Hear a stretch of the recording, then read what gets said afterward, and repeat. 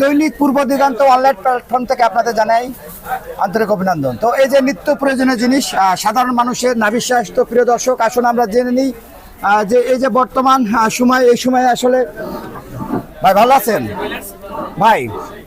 তো আমরা যেটা দেখলাম যে বর্তমানে এই যে কাঁচা তরকারির দাম কমছে, তো আপনার এখানে কমছে নাকি? কমছে, মোটামুটি হালকা কমছে। তো আমরা দেখলাম যে 140 টাকার বেগুন না 100 টাকা, তো আপনার এখানেও কি 100 টাকা নাকি না বেশি? এটা 100 টাকা, 100 টাকা এখন 100 টাকা না? তাহলে বর্তমানে যে বাজারে যে দাম তাতে সাধারণ মানুষ আগে কিনে থেকে খেতে পারবে? একটু কমছে। লেবু ছিল 100 টাকা, এখন 60 টাকা 50 টাকা হালি। হালি। তাহলে কি সাধারণ মানুষের কিনে খাওয়ার মতো অবস্থা হয়েছে? অবস্থা হইতাছে। ধন্যবাদ। তো প্রিয় দর্শক আমরা আছি বোট বাজার একটা বড় বাজার। তো বড় বাজারে আসুন আমরা কথা বলি। আসসালামু আলাইকুম ভাই, ভালো আছেন ভাই? এই যে আপনার আমাদের যে নিত্য প্রয়োজনীয় জিনিসের দাম, তো বিশেষ করে আমরা দেখি রমজানেতে বিশ্বের বিভিন্ন দেশের জিনিসের দাম কম হয় আর বাংলাদেশের জিনিসের দাম বাড়ে, তো আসলে এটা আপনি কিভাবে দেখেন জিনিসটাকে আপনি? এটা বাংলাদেশের সমস্ত ব্যবসায়ীরা যদি চিন্তা করে যে না, আমরা রমজান ছাড়া যেভাবে আমাদেরকে জিনিস দেয় ওইভাবে দেয়, তাইলে ঠিক হয়ে যাইব। কারণ যে কোনো সরকার চেষ্টা করে যে কম দেওয়ার লাইগা, কিন্তু আসলে মূলত প্রত্যেকটা দোকানদার অথবা আড়তের ব্যবসায়ীরা এরা সিন্ডিকেট কইরা এই জিনিসটা করে। আসলে এটা কাকে আপনি দোষারোপ করবেন, আড়ত ব্যবসায়ীরা না যারা খুচরা বিক্রি করে এদেরকে?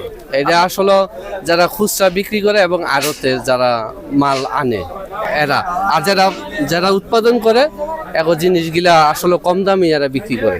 ধন্যবাদ আপনাকে। তো প্রিয় দর্শক আসুন আমরা এই যে সাধারণ মানুষ তারা আসলে কি চিন্তা করে, এই যে প্রতিনিয়ত নিত্য পণ্যের মূল্য বৃদ্ধি পাচ্ছে, আর সাধারণ মানুষের যে নাবিশ্বাস, সেই নাবিশ্বাসে আসলে ভালো আছেন ভাই? জি ভাইজান আছি ভালো। তো ভাই এই যে প্রতিনিয়ত আমাদের দেশে যে বাজারের যে জিনিসের দাম বাড়ছে নিত্য প্রয়োজনীয়, আর পাশাপাশি নতুন সরকার, নতুন প্রধানমন্ত্রী, সব মিলে আসলে আপনার প্রত্যাশাটা কি ব্যবসায়ীদের নিকট বা বর্তমান সরকারের কাছে? আপনার প্রত্যাশাটা কি বাংলাদেশের একজন নাগরিক হিসাবে? ভাই আকাশচম্বী প্রত্যাশা করে তো কোনো লাভ নাই আছে। আচ্ছা, এখন নতুন সরকার আসছে, তার তো একটু সময় দিতে হবে না? অবশ্যই সময় দিতে হবে। এখন যদি বলি যে না এই সরকার আসছে, তার কাছে অনেক কিছু, আবার প্রত্যাশা মানুষের কোনো শেষ নেই, তাই না? অবশ্যই প্রত্যাশা থাকবে, তবে আশা করি ভালো কিছু সামনে তো আসবে। আমরা যে জিনিসটা দেখলাম যে অধিকাংশ মানুষই চায় নিত্য প্রয়োজনীয় জিনিসের দাম কমুক। বর্তমান আপনার কাছে কি মনে হয় যে বর্তমান সরকার নিত্য প্রয়োজনীয় জিনিসের দাম কমাতে পারবে?